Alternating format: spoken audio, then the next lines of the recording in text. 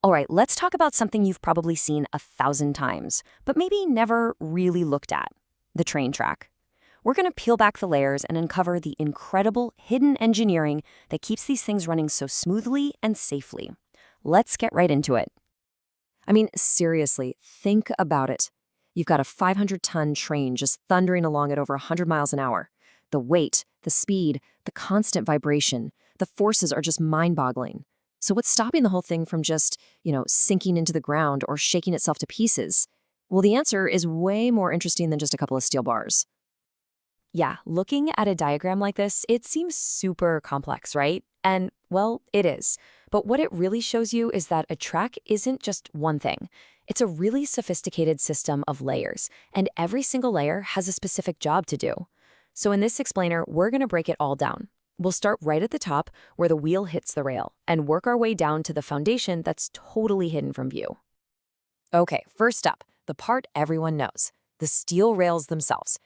This is where the steel wheel meets the steel road, and let me tell you, their job is a constant, high-stakes balancing act. You see, a rail is in this constant tug-of-war. It has to be incredibly smooth, right, to cut down on friction. But at the same time, it's got to be tough enough to handle the immense, focused pressure from the train's wheels. And it needs to do that over and over for millions of passes without wearing out. Because trust me, you don't want to be replacing these things often. It's a huge job. And of course, engineers have been perfecting this design for ages. On the left, you've got an older design, the bull-headed rail. It was symmetrical, so the idea was you could just flip it over when one side wore out. Turns out that wasn't really practical. So today, we have the modern flat-footed rail on the right. It's way more stable, and you can fix it directly to its base. But how exactly do you do that? Right, because you can't just bolt it down. Think about it. Steel expands and contracts like crazy with temperature changes. Plus, the constant bone-rattling vibration from passing trains would shake any simple bolt loose in no time. So the solution is a really clever system of smaller, specialized parts. This drawing shows how all those little pieces fit together. Now, don't worry about all the labels for a second. Just look at the components. You've got the rail up top, sitting on a little pad, and it's all held down to a concrete base with this special clip. It's a whole team of parts working together. Let's zoom in and look at a couple of the most important ones. Okay, this little thing right here, this is the unsung hero of the whole fastening system. It's an elastic rail clip, but most people know it as a pandrol clip. It's made from this special spring steel, and when you drive it into place, it puts this constant, powerful clamping force on the rail.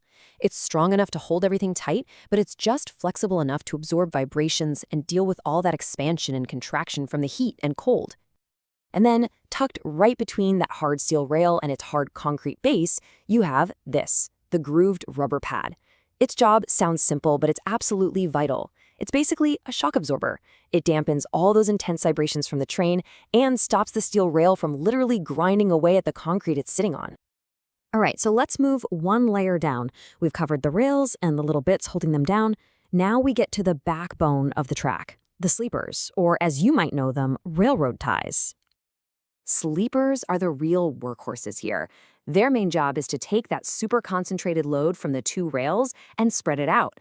They also do something critical. They hold the rails at the exact correct distance apart. That's called the gauge, and it has to be perfect. And finally, just by being heavy and in the right spot, they anchor the whole track and stop it from shifting around.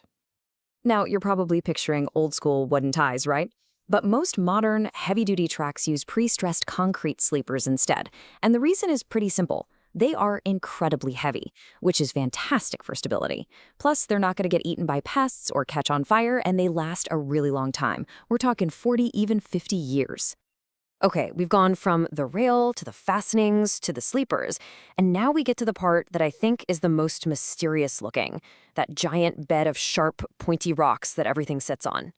This stuff is called ballast. And this is a question I'm sure a lot of you have had. Why on earth are train tracks built on a bed of sharp, pointy rocks? Why not sand, or maybe smooth, round river stones? Why these specific jagged rocks? It looks so random, but I promise you it's one of the most important engineered parts of the entire system. And the secret is all in the shape. Believe it or not, this bed of rocks has 4 secret jobs. First, it takes all the force coming down from the sleepers and spreads it out over a much, much wider area. Second, those sharp, jagged edges interlock with each other, and that physically holds the track in place, stopping it from sliding around. Third, that same interlocking structure actually gives it a surprising amount of elasticity. It acts like a giant cushion. And maybe most importantly, all those gaps between the rocks let rain and water just drain right through, which is absolutely critical for keeping the ground underneath from turning into mud. So if you look up the formal definition, it's pretty simple. It's a bed of broken stone that the sleepers lie on. But as we just saw, what it does is anything but simple. And yeah, I gotta say it again, this is not just a random pile of rocks. This cross-section shows you that the depth of the ballast and the slope on the sides, what engineers call the ballast profile, are all precisely calculated. It has to be engineered just right to give that perfect mix of stability and drainage. So we've peeled back the rail, the sleepers, and the ballast. We've finally reached the bottom layer, the final and maybe the most fundamental layer of all, the formation. This is the prepared ground that everything else is built on. And really, this is the ultimate truth for pretty much any massive engineering project. You can have the best steel, the strongest concrete in the world, but if the ground you're putting it on is unstable, the whole system is in trouble. And this is what happens when that foundation fails. These diagrams show something called slope failure, where the whole embankment of Earth can literally slip or collapse right out from under the track. That is why engineers spend so much time preparing the ground, compacting the soil, making sure it drains properly, all to create a rock-solid base. So, to put it simply, the formation is the prepared earthwork, that engineered ground that serves as the ultimate foundation for the entire railway. You never see it, but you could argue it's the most important layer of the whole thing. Okay, so let's put all those pieces back together now and see how this amazing system works in perfect sync. And here it is, the whole system in one picture.